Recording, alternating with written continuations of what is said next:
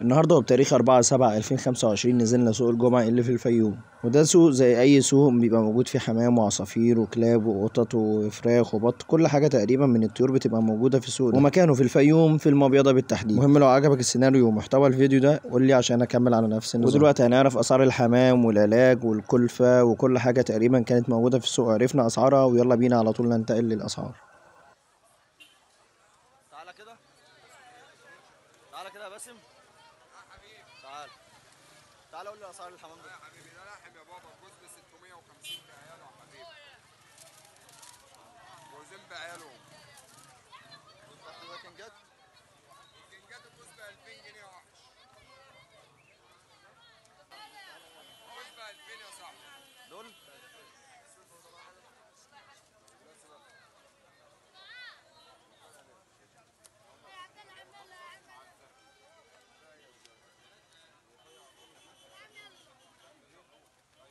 الوزارات دي اسعارها ايه؟ الجوز ب 500 يا صاحبي.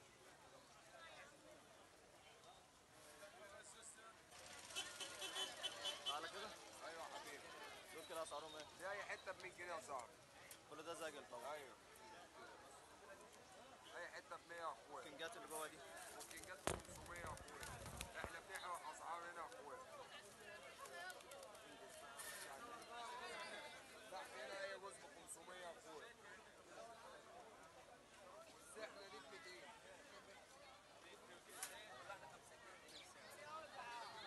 نفس ب 2000 يا صاحبي. ب 2000.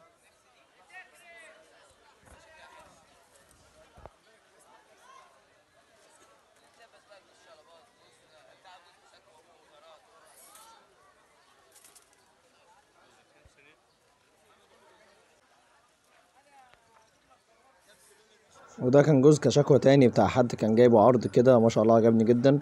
دول بقى السلاكة اللي كانت فوق دي كان فيها ذكر هامستر واتنين رات كانوا مدربين، دول بتوع انا شخصيا كنت جايبهم كده عادي، مش عارف كنت جايبهم ليه. دول شوية عصافير استرالي برضو كانوا بتوع باسم، كان الجوز تقريبا من 150 ل 200 جنيه. وده كان جوز ديلبر كان بحوالي 700 جنيه، وتحته كده كان فيه شوية حمام تانيين مشكلين انواع مختلفة يعني. ده كام اسعاره؟ الجوز ده عاملين 3000 ونص. والله بقت ده عامل 700. ودول اي جوز سهل 350. 350.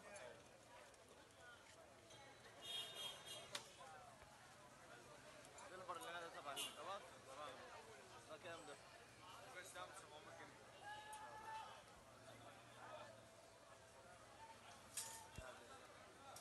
ده سعره كام الجوز ده؟ ده 700. أعلى صوتي؟ ما شاء الله.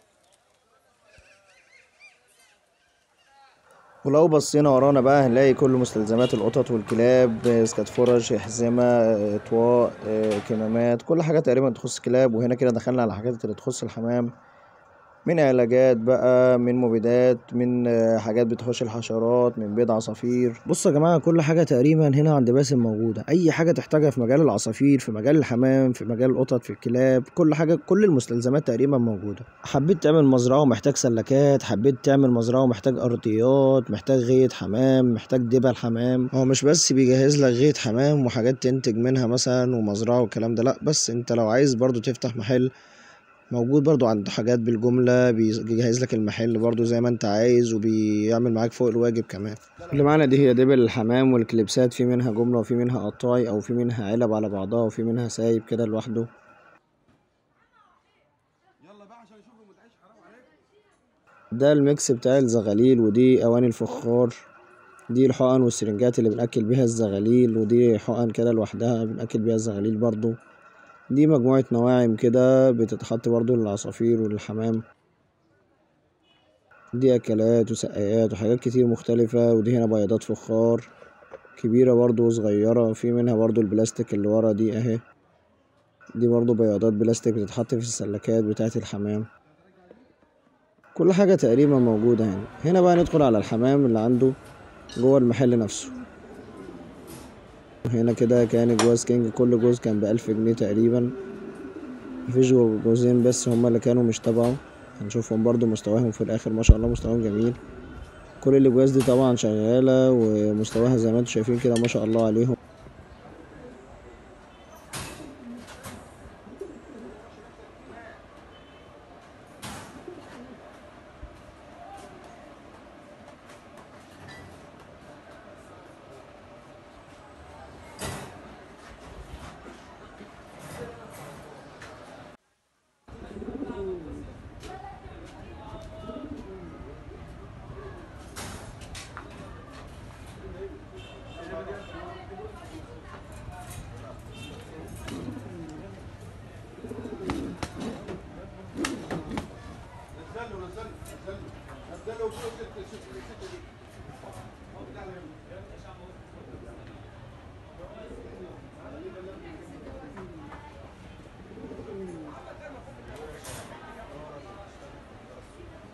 ودلوقتي نرجع بقى للسوق ونشوف الحمام اللي كان موجود جوه السوق ذات نفسه. هنا كان في جوز كشكوى ما شاء الله مستواهم جبار، كانوا نازلين العرض بس.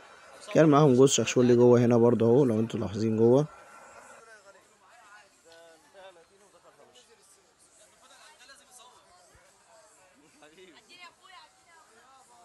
عامل كام الشخشولي ده؟ الشخشوليات دول عاملين كام؟ الشخشوليات دول عاملين كام؟ كام يا غالي؟ ولا كشكوى؟ تاني بقى. ايوه. ايه الشخشولي 1000 ونص والكشكوى دول؟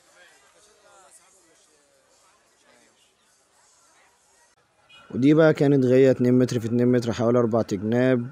كانت موجودة برضه في السوق معانا، كان سعرها حوالي 3000 جنيه.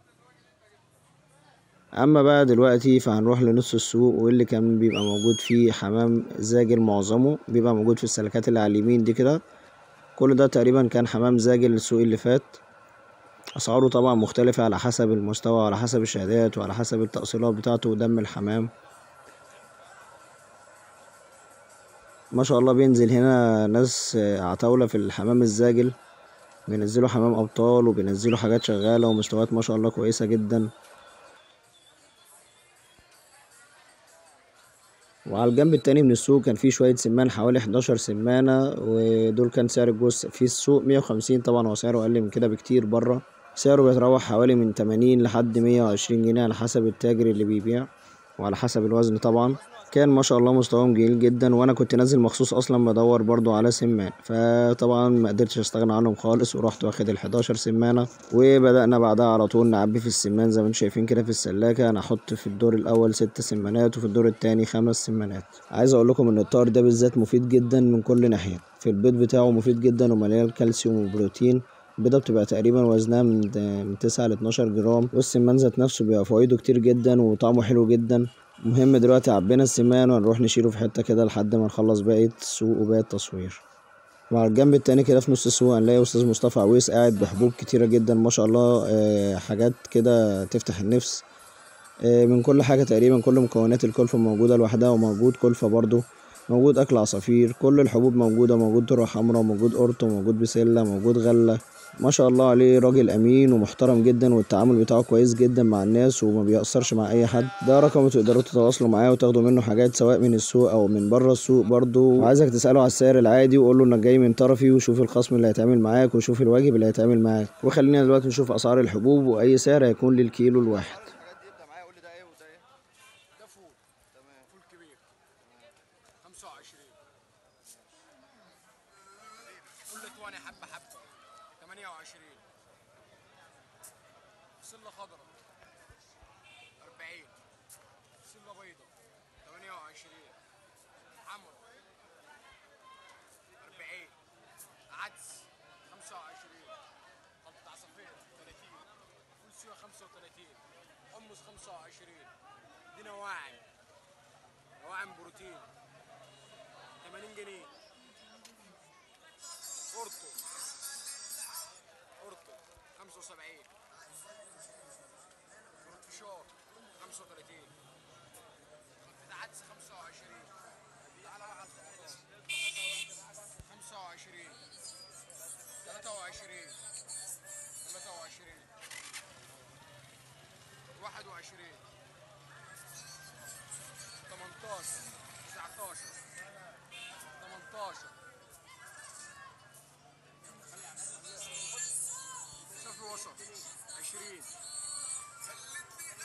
محلي 18. صف بلدي 26. وبرضه في نص السوق هتلاقوا اسلام او حمامة السلام. ده اسلام موجود عنده كل حاجة برضه، مستلزمات وتحديق وكل حاجة. خلينا نشوف الاسعار. قول لي كده اسعار الحاجات اللي عندك دي. اسعار التحديد كيس ال 6 كيلو ب 40 جنيه، ال 10 كيلو 60 جنيه، 2 كيلو ونص ب 25 جنيه. خش على الطواجن دي. الطواجن اتنين ب 15، دي ب 50، دي سقات ميه برضه. دي ميه واكل. نفس المنظر. دي الطواجن غدا وشرابه الواحده ب 5 جنيه. هنا الفخار المجلفه. ده كام الحته؟ دي الحته بتتباع ب 10 ب 15، احنا بنبيع الاتنين ب 15. يعني الواحده ب 7 ونص. كبير منها ده دي سقات صح؟ دي سقات. دي بكام الحته؟ دي لتر الا ربع. دي لتر الا ربع. تمام. ديت الاتنين ب 25، بتتباع ب 20 في كل حته. واللتر ب 20. وعندنا كمان الميكس ده من بتاع الزغاليل. منتجاتنا. ده انت اللي عامله؟ ايوه انا اللي مصنع. ده بكام ده؟ والزغطات. دي بكام الميكس الاول؟ الميكس ده ب 20 وده ب 30. تمام. دي كده اسعارها غير الجمله. والزغطه دي يعني الجمله إحنا ليها اللي اسعار بنصنعها. تانية، لو واحد يجي ياخد كميه اسعار تانية. اسعار تانية مختلفه. والزغطه دي احنا بنصنعها. دي انت اللي عاملها برضه. دي دي احنا بكام اللي الطقم ده؟ عاملينها. الطقم ده كده بنبيعه ب 30 جنيه في الجمله اقل، وطول ما بيزود في الكميه كل ما بالسعر بيقل. كل ما بالسعر بيقل. تمام.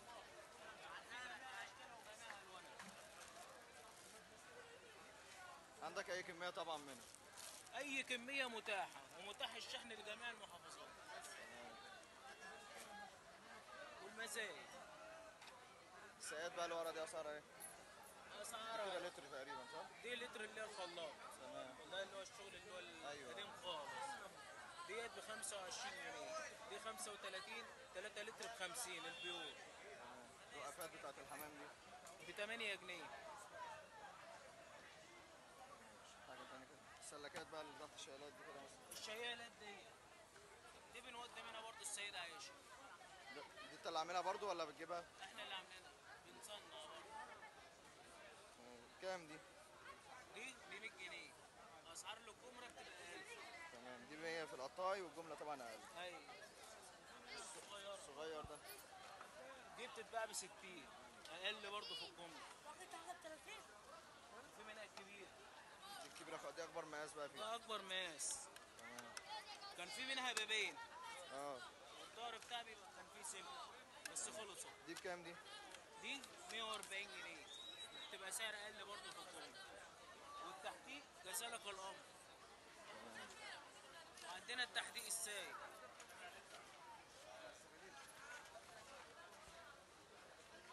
ده التحديق السايب. ده بكام الكيلو؟ ده الكيلو ب 10 جنيه، واللي بياخد كمية بيبقى اقل في السعر. تمام. وفي من اللي هو البودرة، وفي تحديق اللي هو بالحياني بالبذور والاشعاب. ده مخلوط عليه البذور اللي هي زي النواعم. ايوه. وان شاء الله كده اهوت هتستنظر فيه البذور الطاقة. ده صدف. كل دي تحديقات للحمام طبعا. ده كله كده تحديقات. ده تحديق بالفحم. يعني كل حاجة الزبون يدخل عليها كل حاجة موجودة. بعد كده نمشي شوية قدام برضو في نص السوق. احنا كده لسه ما جبناش اخر السوق، وهنبص على الشمال واحنا ماشيين بعد السلكات بتاعة الحمام دي وعلى الرصيف هنلاقي العلاجات دي موجودة. طبعا الراجل ده قديم هناك جدا وقديم خالص في المكان، وعارف العلاجات وايه المفيد فيها وايه اللي بيجيب نتيجة فعالة، يعني تقريبا عارف كل حاجة. فخلينا نشوف مع بعض ايه اللي موجود وايه الاستخدامات بتاع كل حاجة منهم لوحدها. ده اللي هو التنفسي بريحة النعناع مركز. ده بيمنع التهابات الأغشية المخاطية زائد ان بيمنع فيروس الميكروبلازما اللي بيصيب الجهاز التنفسي. دي بالنعناع الخالص، حاجه نظيفه وحاجه عاليه وباور كويس للطاقه، يخليه في الطيران كويس جدا. بجانب الالف د 3 تقيل برضو، خامه تقيله ومركزه. دي الازاز بتاعته ال 100 سم، اللتر بتاعه موجود برضه.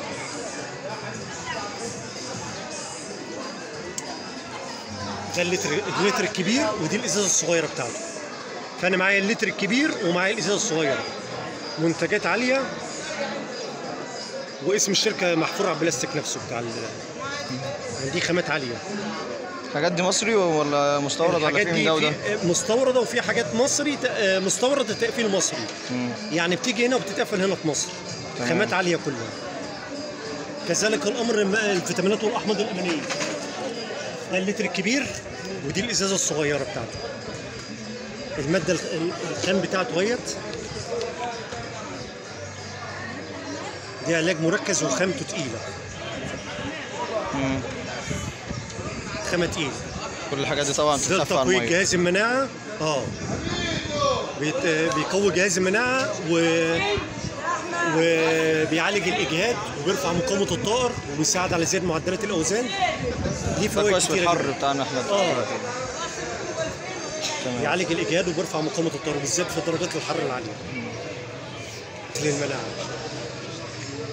تمام. الحمد لله والفضل لله معانا كل حاجه يعني متميزه. ومعانا برضه مصطفى الغنام اوكسي تتراسايكلين، بيعالج تنفسه معوي لعلاج النزلات المعويه والتنفسيه. ومعايا برضه السطرات الببرازين بتاعته اللي هي خاصه بالديدان. وكل حاجه صلاحيتها بتبقى عليها. ده اخره 2/28 وده 5/27 اخره الاكسباير بتاعه.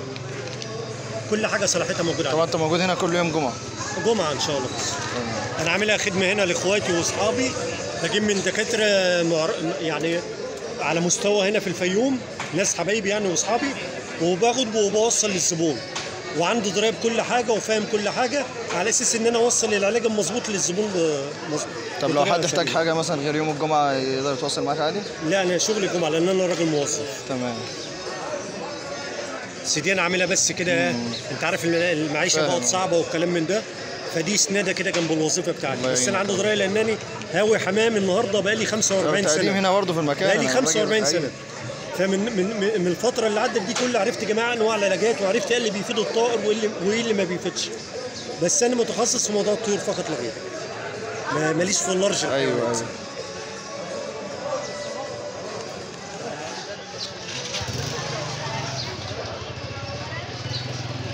دي تحديقه ابو كريم الفيوم. دي تحديقه سايبه، احنا بنبيعها سايب كده، لا بنحط في اكياس ولا نكتب على الكيس مش عارف ماركه ايه ولا كلام من، لا احنا بنبيعها سايبه كده. بقالي اكتر من 10 سنين ببيعها على الوضع ده. دي عباره عن كربونات كالسيوم، ثنائي فوسفات الكالسيوم، بيكربونات الصوديوم، خمائر جافه اللي هي الخميره وطبعا السوق كله كان من قدام مليان حمام وحاجات تانية كتير، لكن عشان وقت الفيديو فمش قدرناش نكمل، فاشوفكم في فيديو جديد.